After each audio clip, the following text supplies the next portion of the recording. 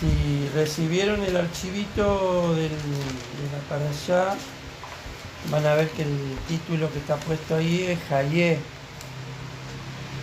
pero realmente es ahí como que quizá un error por el idioma en que se translitera, es Hayé con la I al final. Realmente es llamativo como empieza, ¿no? la parashá de esta semana. Literalmente dice las vidas de Sara. Claro, porque Está en plural. Y eso tiene mucha implicancia, muchas interpretaciones, ¿no? Como digo, la Reina Valera dice fue la vida de Sara, 127 años, tantos fueron los años de la vida de Sara.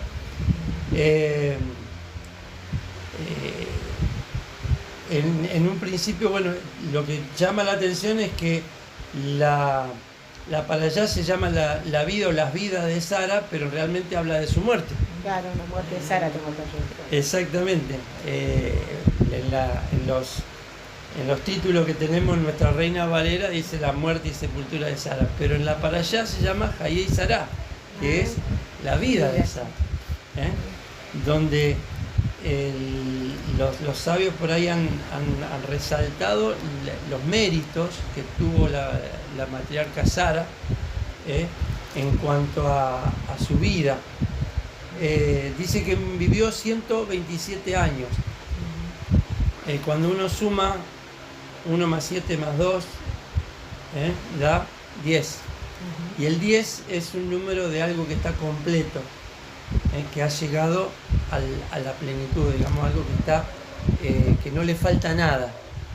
Los 10 días los 10 mandamientos, perdón, las 10 palabras de la creación, hay muchos 10, algo que está completo, algo a lo que no le falta nada. Y la vida de Sara fue así, o sea, no le faltó nada de lo que Dios le prometió. Dios le había prometido, y a pesar de que fue estéril cuánto tiempo, sin embargo pudo cumplir el propósito que Dios tenía para su vida. A veces pensamos que tener éxito en la vida es tener mucho dinero, muchas propiedades, pero tener éxito en la vida significa cumplir con lo que Dios ha dispuesto para cada uno de nosotros. Y realmente Dios le había prometido a Sara ser madre de naciones, y en definitiva tuvo un solo hijo, pero sin embargo fue madre de una nación y de varias naciones, porque así son los propósitos de Dios. A veces uno piensa que no ha hecho mucho, a veces uno piensa que lo que hizo es poco, pero para Dios no es poco, es lo necesario. Cuando uno se pone realmente en las manos de Dios, cuando uno el Espíritu le da ese convencimiento de que está haciendo la voluntad de Dios, entonces no es poco, en las manos de Dios no es poco. No fue poco para Dios que ella tuviese un solo hijo, y fue un hijo dado de manera sobrenatural. Entonces la vida de Sara fueron 127 años, y hay otro detalle que menciona 2 veces la palabra o la frase la vida de Sara, y una sola vez que murió Sara. Eso también tiene una enseñanza en el hecho de que la vida del creyente no termina cuando muere, sino que hay otra vida. Y la muerte es solamente un proceso que divide ambas situaciones. Termina nuestra vida acá, morimos físicamente, pero empieza otra vida. Esa esperanza tenemos los que somos hijos de Dios, ¿no? Que no se terminan las cosas en el hecho de que morimos aquí en la tierra. Por eso dice, 2 veces repite el versículo de la vida de Sara y una sola vez su muerte. Se dice, bueno, por ahí lo hemos escuchado muchas veces, que aquel que nace 2 veces muere una sola vez. Mientras que aquel que solamente nació una sola vez muere 2 veces.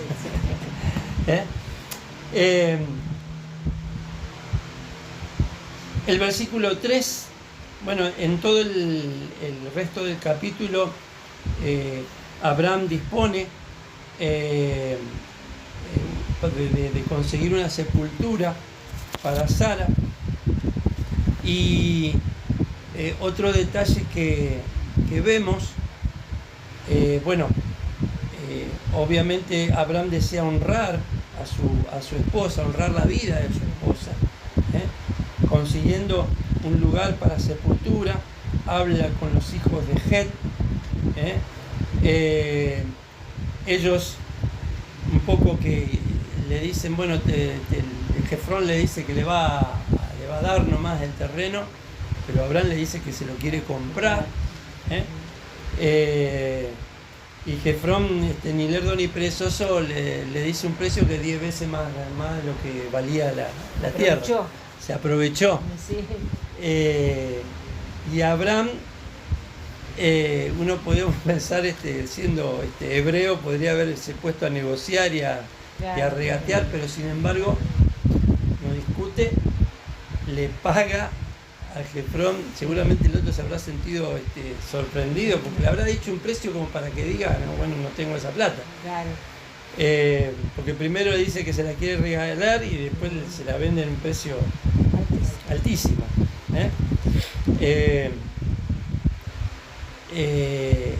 Y entonces Abraham paga sin ninguna discusión ese dinero por la sepultura, por todo ese campo, por todo ese predio ahí, digamos, para poder sepultar a Sara.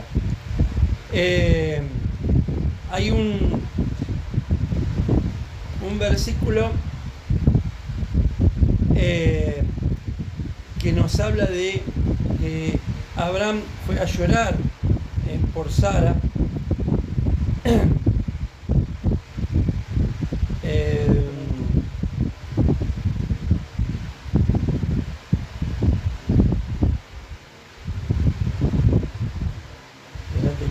¿Cuál era el versículo? El 2. ¿Dónde lloró? Hacer duelo. Claro, capaz que en esta versión dice, podemos buscar. Y a llorarla. Y a llorarla. Así dice en qué versión. ¿En qué 2, y murió Sara y a llorarla, es verdad. Sí. Bueno, esa palabra, y a llorarla, el Likotá, en los manuscritos, incluso en los manuscritos más antiguos que se conoce de la Biblia en hebreo, una de las letras está escrita pero más pequeña. ¿Sí? Es como si fuera, vamos a ponerlo en castellana, a llorar, pero la L del principio está más pequeña. Como si fuera que la escribieron más pequeña del resto de las demás letras. Nada en la Torá está por casualidad, y nada está porque sí nomás. Se dice que, dice la tradición oral, que Abraham lloró por Sara, pero no es que lloró desconsoladamente, ni lloró como los que no tienen esperanza, dice Pablo, sino que el llanto de Abraham fue un llanto con esperanza, sabiendo y creyendo Abraham en la resurrección. De hecho, ya creyó en la resurrección cuando tuvo la orden de ir a sacrificar a Isaac. Lo vimos la semana pasada, ¿no? cuando le dice a sus sirvientes, bueno, muchachos, vamos a ir, vamos a adorar y vamos a volver, sabiendo que él tenía que sacrificar. Claro. Entonces, el autor de los Hebreos es que dice que él creyó que Dios se lo devolvía aún después de muerto. Es decir, Abraham creía en la resurrección, no solamente en la vida después de la muerte, en la vida más allá, sino que él creía en la resurrección. Es por eso que Abraham entonces hace un duelo por su esposa, pero es un duelo con esperanza, y eso también nos enseña, ¿no? Que cuando tenemos así una pérdida, dice Pablo, no somos como los que no tienen esperanza, no somos como los que piensan que la vida se termina, sabemos que algún día habremos de ver a nuestros seres queridos, tenemos esa esperanza de vida eterna. Abraham entonces hace el duelo, sepulta a Sara en ese campo, y en el capítulo 24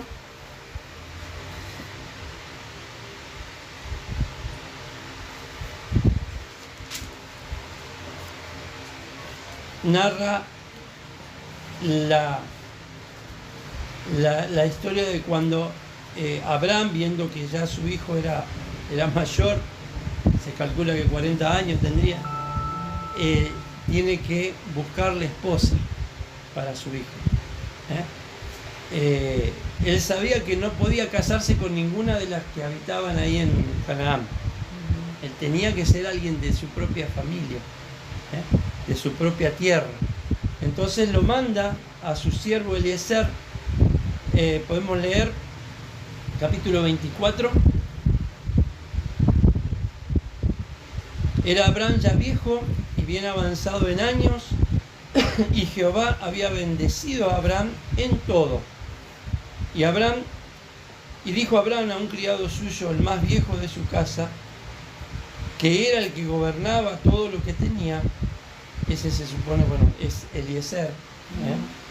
Pon ahora, dice, tu mano debajo de mi muslo, y te juramentaré por Jehová Dios de los cielos y Dios de la tierra, que no tomarás para mi hijo mujer de las hijas de los cananeos, entre los cuales yo habito, sino que irás a mi tierra y a mi parentela, y tomarás mujer para mi hijo Isaac.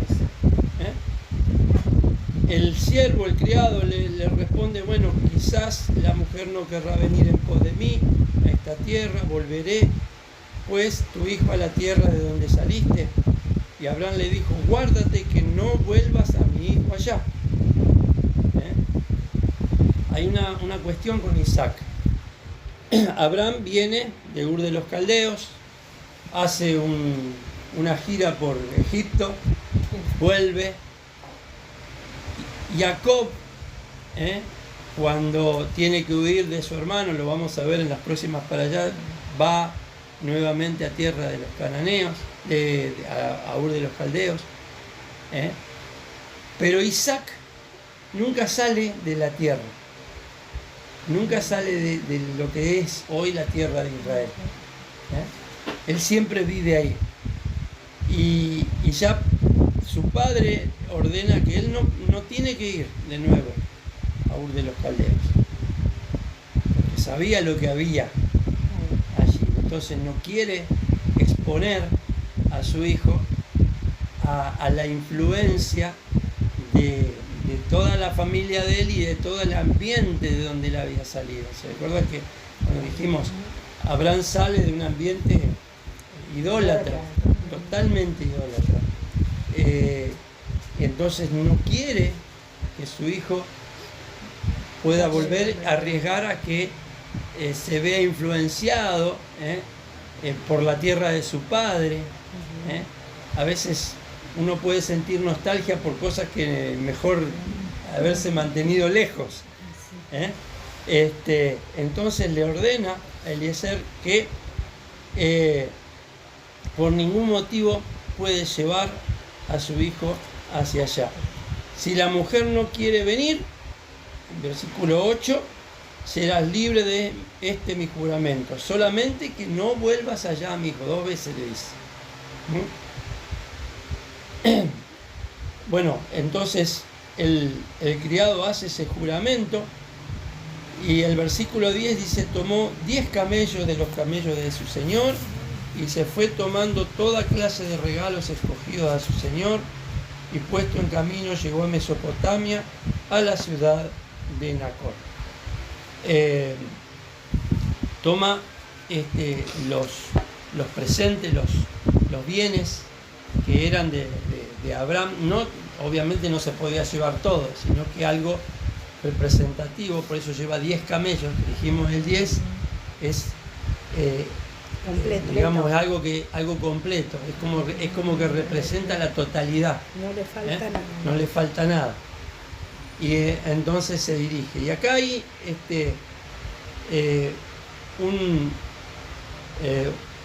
una cuestión sobrenatural también. El versículo 10 dice, bueno,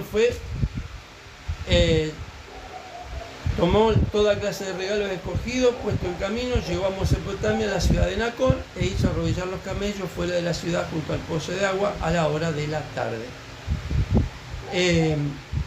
Si uno ve el mapa, más o menos en camello, como viajaban en esa época, demorarían 17 días. La tradición oral dice que en forma sobrenatural llegó ese mismo día.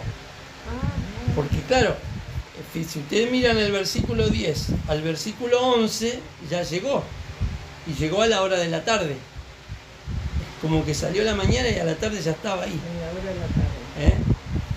Lo cual no sería algo descabellado para nosotros, ¿no? Vemos en el Nuevo Testamento la historia de Felipe, que le predica el Evangelio al funcionario etíope, y el Espíritu lo arrebata y aparece en otra ciudad que estaba bastante más lejos. O sea que puede ser, aunque la Biblia no lo dice específicamente, pero es como que hay una implicancia ahí, como que hay algo sobrenatural. Y ahí entonces Eliezer le ora al Señor, y dice: oh Jehová, Dios de mi Señor. ¿Por qué no dice mi Dios? Porque él está cumpliendo un encargo, está trabajando para su Señor. Entonces dice: Dios de mi Señor Abraham, te ruego el tener hoy buen encuentro. Haz misericordia con mi Señor. Él no pedía por él. No. Él pedía por Abraham y por el hijo de Abraham. He aquí yo estoy junto a la fuente de agua, y las hijas de los varones de esta ciudad salen por agua. Sea pues que la doncella a quien yo dijere: baja tu cántaro, te ruego, para que yo beba, y ella respondiere: bebe, y también daré a beber a tus camellos, para que sea esta la que tú has destinado a tu siervo Isaac. Lo que le estaba pidiendo Eleazar al Señor era bastante difícil, porque no solamente, bueno, yo si le pido agua, que me dé agua, pero que también le dé a mis camellos, sin que yo se le diga nada. 10 camellos, toman más o menos 200 litros de agua cada uno. No es que le llevamos un platito con agua para que tome. ¿Cuántos camellos? Tenía que sacar del pozo. 10 camellos. No había bombeador. No había bombeador. Había que tirar el baldecito y levantar, sacar. Realmente era una señal. Y aparece Ribka,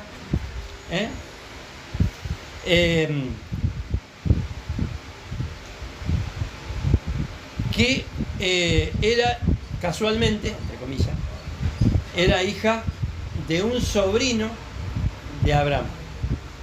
¿Entiendes? Y esta Ribka se encuentra con Eleazar. Eleazar le pide agua y ella le contesta: toma, y después le doy de tomar a los camellos.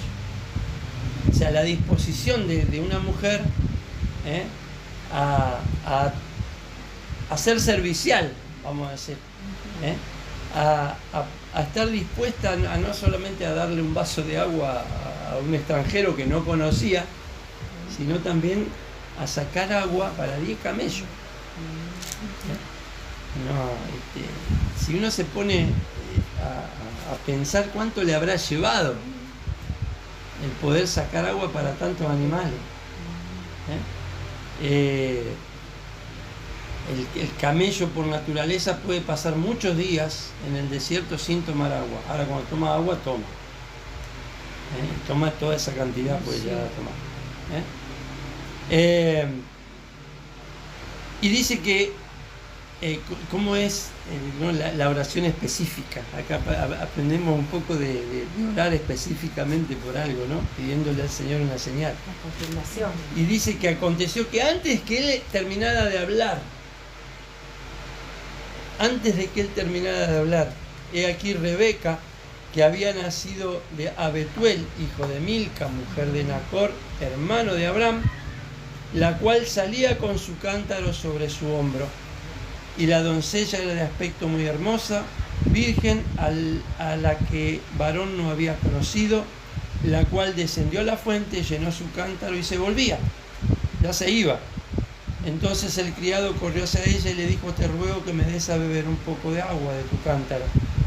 Ella respondió: bebe, señor mío, y se dio prisa a bajar el cántaro sobre su mano y le dio a beber. Y cuando acabó de darle de beber, dijo: también para tus camellos sacaré de agua hasta que acaben de beber. Y yo me imagino la cara de Eleazar, si habrá esperado que el Señor le conteste tan rápido. Y dice que el hombre, versículo 21, estaba maravillado de ello, callado, para saber si Jehová había prosperado su viaje o no. Asombrado el siervo de Abraham por lo que estaba viendo. Y cuando, versículo 23, él le pregunta: ¿de quién eres hija? Te ruego que me digas, ¿hay en casa de tu padre lugar donde posemos? Y ella respondió: soy hija de Betuel, hijo de Milca, del cual ella dio a luz a Nacor. Cuando le dice quién es, Eleazar se da cuenta que es pariente de Abraham. Y dice el versículo 27: bendito sea Jehová Dios de mi amo. Baruch Hashem. Bendito sea Jehová Dios de mi amo Abraham, que no apartó de mi amo su misericordia y su verdad, guiándome Jehová en el camino a casa de los hermanos de mi amo. Cuando uno se pone en las manos del Señor, porque qué posibilidad había, humanamente hablando, de viajar tantos kilómetros, 600 kilómetros más o menos, llegar a un lugar y encontrarse de una con los parientes de Abraham.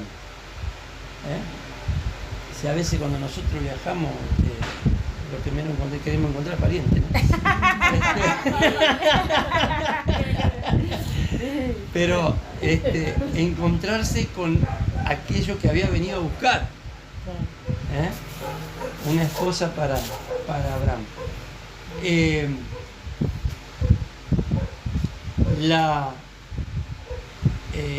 Rebeca corre, le cuenta a su familia.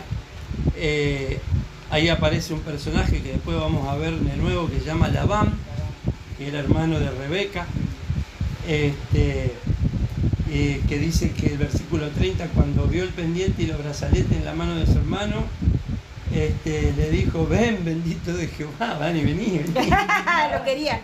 Sabemos quién era Labán, porque después lo vamos a ver de nuevo con Jacob, que era codicioso, que era avaro, que era interesado. Pero la cuestión es que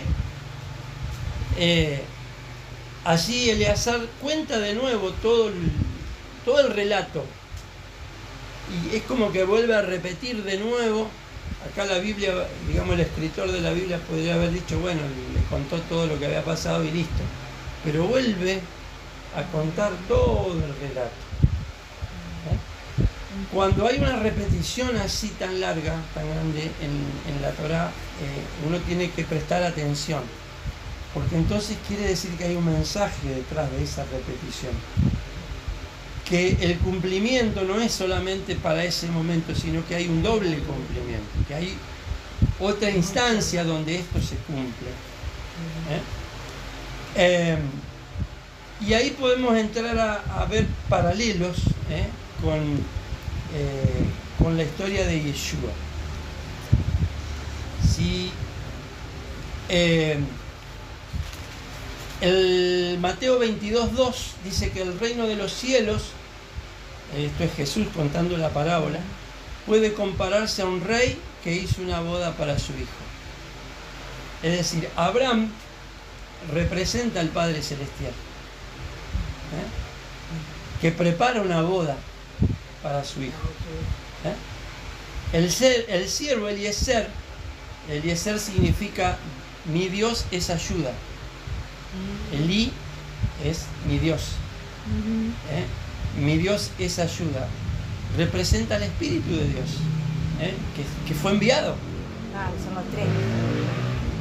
Cuando venga, Juan 15:26, Jesús dice, cuando venga el ayudador, Espíritu Santo, a quien yo enviaré del Padre, el Espíritu de verdad que procede del Padre, él dará testimonio de mí.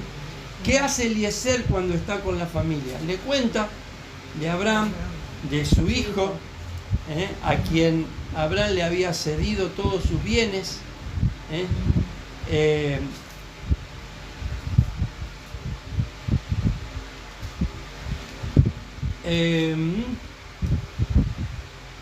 El versículo 35 dice: Jehová ha bendecido mucho a mi amo y él se ha engrandecido y le ha dado ovejas y vacas, plata y oro, siervos y siervas, camellos y asnos. Y todo eso él se lo dejaba también a su hijo. Entonces el Espíritu es el que viene a dar testimonio del Padre y de ese hijo. Isaac representa al Hijo de Dios. Proverbios 34, ¿cuál es su nombre o el nombre de su hijo? Ciertamente tú lo sabes. En Mateo 3:17, he aquí se oyó una voz de los cielos que decía: este es mi hijo amado en quien me he complacido. Los demás siervos representan los ángeles, ángeles ministradores. Ribka, por supuesto, es la novia. Apocalipsis 19:7 dice: regocijémonos y alegrémonos y démosle a él gloria, porque las bodas del Cordero han llegado y su esposa se ha preparado. Todo ese paralelo podemos encontrar en esta historia, de cómo Eliezer viene a buscar a la esposa para el hijo. El Padre Celestial ha enviado su Espíritu a la tierra para buscar y sellar a todas aquellas personas que con sus corazones se entregan a Él.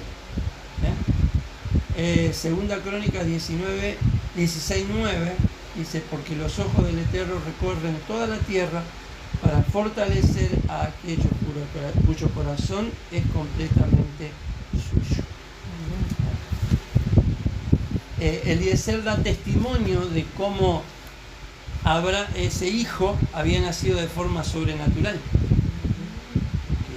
Isaac nace de forma sobrenatural en la vejez, cuando ya no había más posibilidades humanamente. Y en el 24:36 dice: y Sara, mujer de mi amo, dio a luz en su vejez un hijo a mi señor, quien le ha dado a él todo cuanto tiene. Ese testimonio da Eliezer a la familia de Rebeca, que Abraham le ha dado a su hijo todo cuanto tiene. En Juan, capítulo 17, versículo 10, es Yeshua orando, y él dice: todo lo mío es tuyo y lo tuyo mío. Y en Mateo 28, 18, Yeshua habla diciendo: toda autoridad me ha sido dada en el cielo y en la tierra. ¿Quién le dio esa autoridad? El Padre. Tal como Abraham le ha dado todo a Isaac, el Padre se lo ha dado al Hijo.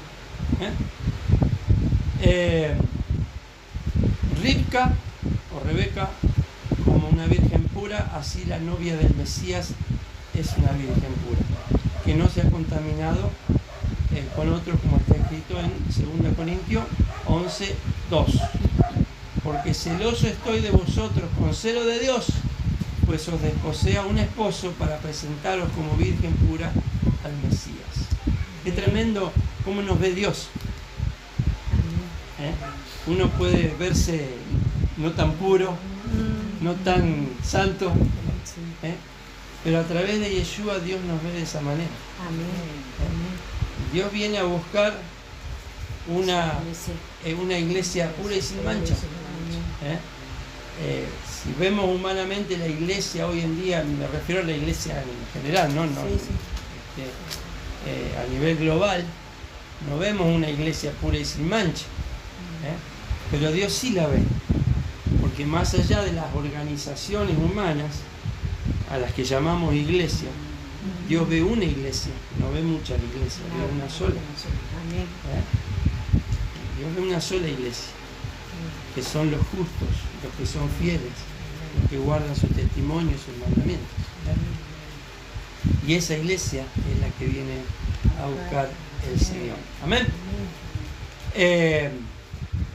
Celoso estoy, dice Pablo, porque os desposé a un esposo para presentarlos como virgen pura al Mesías.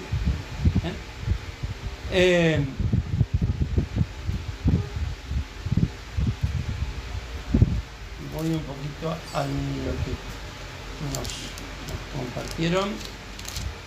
Está un poquito tomada de otro sitio web, pero lo podemos repasar.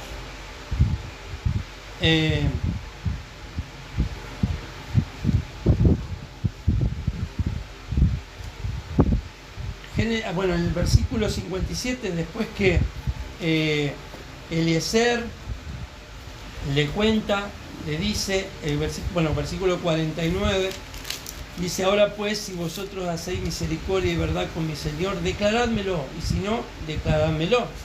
Me iré a la diestra o a la siniestra. O sea, les pregunta si van a permitir que Rebeca vuelva con él para ser desposada con Isaac. Entonces Labán y Betuel respondieron y dijeron: de Jehová ha salido esto, no podemos hablarte malo ni bueno. Aquí Rebeca está delante de ti, tómala y vete, y sea mujer del hijo de tu Señor, como lo ha dicho Jehová. Cuando el criado de Abraham oyó sus palabras, se inclinó en tierra ante Jehová. Fíjense que dice: se inclinó ante Jehová, no ante la familia. Y sacó el criado alhajas de plata y alhajas de oro, vestidos, y dio a Rebeca. También dio cosas preciosas a su hermano y a su madre. Como Eliezer, figura del Espíritu, da dones a la novia, a la iglesia. Reparte, da. Es el Espíritu el que da esos dones. Es el Espíritu el que pone en nosotros esos regalos del cielo.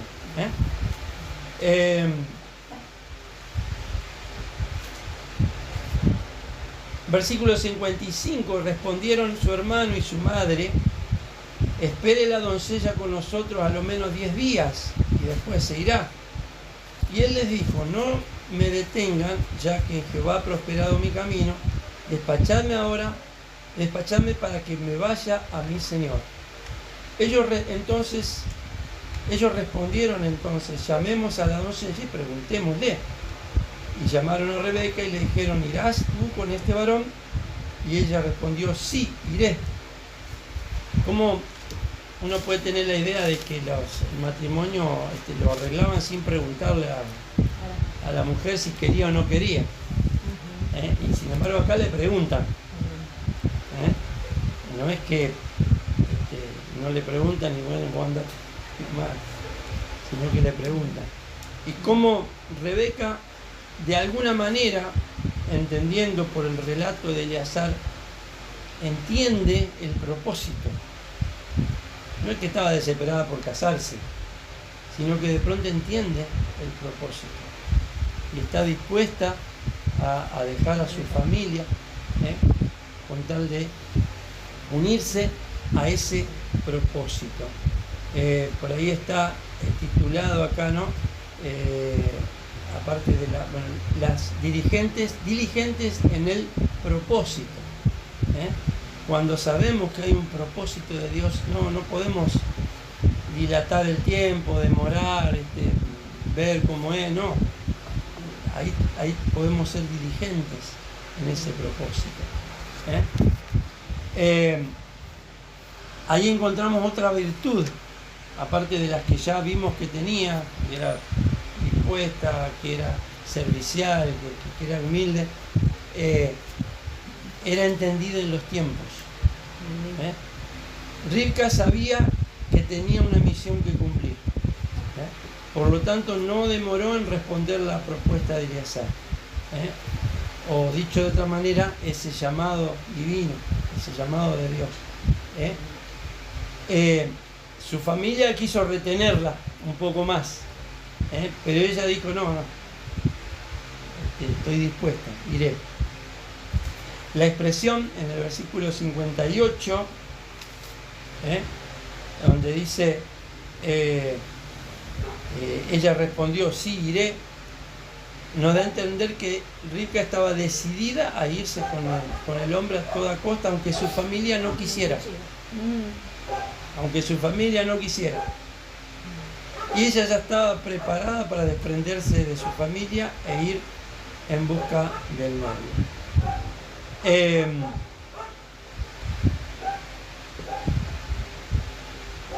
Dice, los hijos de Dios, mujeres o varones, debemos observar y aprender de esta matriarca. En todas las actitudes que se nos muestra de Rebeca, encontramos el propósito de la novia del Cordero. Esta novia es el pueblo de Dios. Como dijimos, ¿no? Abraham es el padre, Eliezer es el espíritu y por supuesto Ribka es esa novia que está dispuesta de alguna manera a dejarlo todo con tal de buscar a su Señor, a dejar que el Señor haga con nosotros lo que Él quiere hacer. Yo no sé si Rebeca en ese momento tendría preguntas, incertidumbre, no conocía a la persona con la que se iba a casar. Claro. Hoy en día los noviazgos son kilométricos, pero cuando realmente hay un propósito de Dios, cuando hay algo que viene del Señor, las cosas se acomodan de una manera sobrenatural. Cuando viajan de regreso,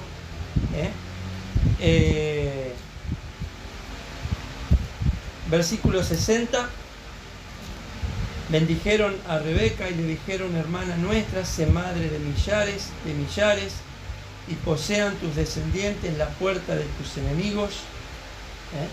Esto un poco tiene un correlato también en el Nuevo Testamento, cuando dice que las puertas del Hades no prevalecerán contra la iglesia, porque el Señor le ha dado el poder. Entonces se levantó Rebeca y sus doncellas y montaron en los camellos y siguieron al hombre, y el criado tomó a Rebeca y se fue. El versículo 62: y venía Isaac del pozo del viviente que me ve, porque a él habitaba en el Negev. Dice, y había salido Isaac a meditar en el campo a la hora de la tarde. Isaac estaba haciendo mucho más que meditar, estaba orando. Estaba orando seguramente por aquella mujer que el siervo Eliezer había ido a buscar. Estaba pendiente de eso. No es que se desentendió y dijo, bueno, ojalá que tenga suerte, si no vio a alguien de por acá. No. Él entendió también el propósito de Dios y el propósito que le había impartido también su padre. Que no era cualquiera, era la que Dios dijera. Y estaba allí cuando entonces llega Rebeca y lo ve a lo lejos. Isaac y Rebeca se casan, dice, y la presencia de Dios dice que volvió a la tienda de la familia. La tradición oral dice que mientras Sara vivía en la tienda o en la casa de Abraham y Sara, ocurrían cosas sobrenaturales, al margen del nacimiento de su hija, ¿no? Pero milagros cotidianos como en el pan o en las luminarias que encendían, y había ese tipo de milagros. Cuando Sara muere, esos milagros cesan. Pero cuando Ribka viene y se casa con Isaac, esos milagros comienzan de nuevo. Es decir, en cierta forma, la presencia de Dios en el hogar de Ribka y de Isaac. Significa que el primer templo fue realmente la tienda de los patriarcas. Cuando hablamos del tabernáculo en el desierto, el templo, el segundo templo, pero el primer templo fue el hogar, donde tanto los patriarcas como las matriarcas entendieron de alguna manera el propósito de Dios, que eran instrumentos de Dios para algo mucho mayor. Para algo mucho mayor. Dice aquí, el primer templo fue realmente la tienda de los patriarcas, donde las matriarcas desempeñaban el rol de sumo sacerdote para mantener la presencia divina allí. El subsecuente tabernáculo en el desierto y los templos de Jerusalén fueron una continuación de esa tienda.